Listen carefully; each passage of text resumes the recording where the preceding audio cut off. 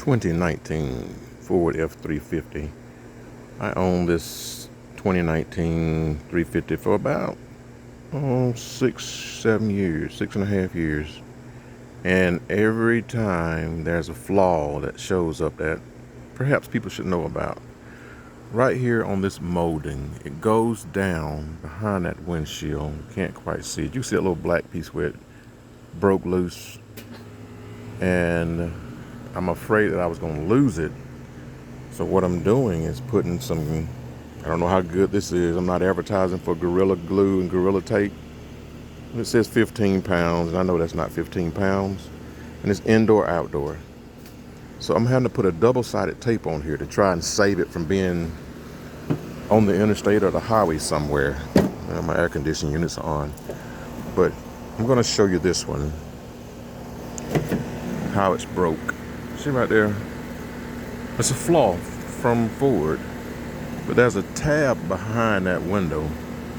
You can't quite see it, and I'm not sure if that's a screw. It looks like it may be some kind of screw that holds it in, and there's no way to get that in there if you have to replace it besides taking this rear window out. And that rear window has little heater coils that keeps it from little defroster coils in there to keep it from freezing up. So it's got electricals tied to it. That's one of my issues. That's another one of my issues with this Ford F350. This is, like I said, this is a 2019. I got roughly around 46,000 miles on it. Also, it has a rear camera right here. So if I want to hook a gooseneck up, which I helped a friend one time haul a gooseneck, very light gooseneck. I mean, you couldn't even tell it was there. It was about a 20-foot gooseneck. And he wanted to move from one place to another. And he was like, bag up. And I couldn't find, it wasn't showing that hitch in the floor right there. I've taken a ball out in the safety locks. I took them out the floor because I don't leave them back here. People will steal them.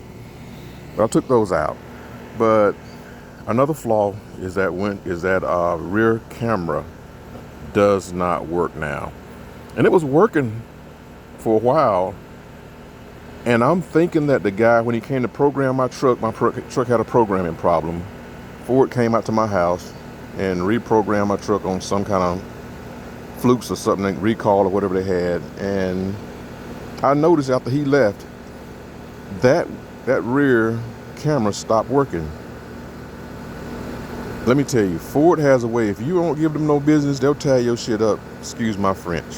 They'll tear your stuff up so they can have some business. The guy was like, well, bring it to the shop and we'll see what's wrong with it. What's wrong with it is letting you guys work on it. That's 5-star in Warner Robins. I bought this truck. And their oil changes like ridiculous. Their oil changes like almost $300 to change the oil.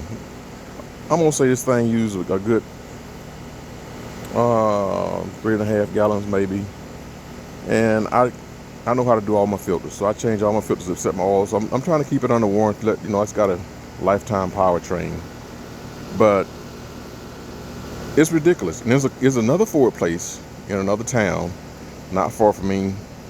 Their oil changes is like $200. You know where I take my oil to get it changed. I don't take it back to where I bought this truck from. I take it back to another Ford dealership to keep the record going. But I'm currently fixing to have to try and glue this thing back together here. I've got about 5 laminates of this here Gorilla Glue.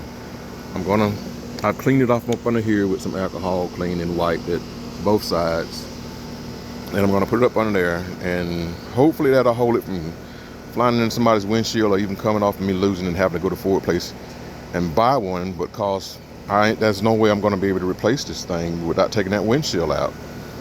If you have the same issue, man, you need to post it. Ford need to do better. They're trying to sell trucks. They need to do better. Also, let me show you something else. Like I said, truck's only got 40-something thousand miles, 46,000 miles. Where is it? Look right here. The paint's coming out. And this truck don't go through, it won't fit in a car wash. It will not fit in a car wash. In this corner here. This truck will not fit in a car wash. So Ford's,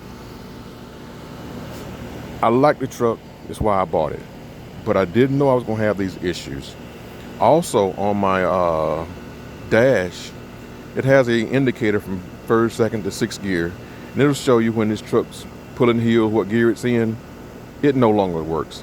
Again, 46,000 miles. I paid for the extra 100,000 mile warranty, and I'm not even sure if I'm still under that because the truck's about 6.5 years old. So if that warranty is not still in effect, I had no need to buy that.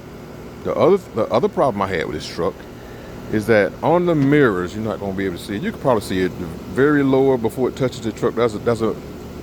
Right there is a monitor that you can use when you're bagging up, let you know what you're going to bump into. They went bad within a year and a half time.